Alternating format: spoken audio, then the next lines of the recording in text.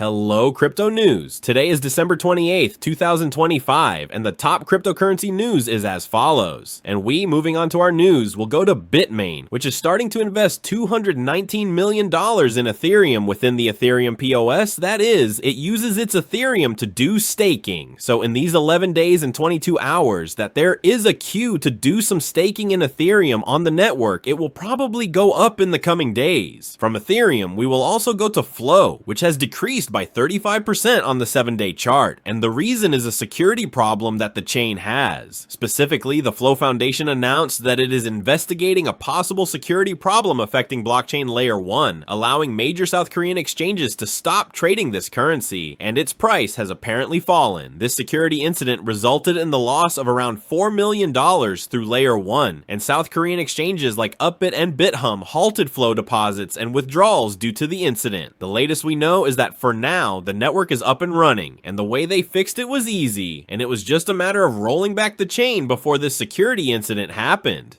Now, for those of you who made an exchange after this security incident, that exchange will apparently be canceled, and from what I read, they are not mentioning any compensation. So from Flow, you will get some Christmas balls for your Christmas tree, and that is exactly why the price of Flow has dropped so much. And continuing our news, will go to Ripple, which is increasingly involved with Japanese banks and wants to expand more into Japan.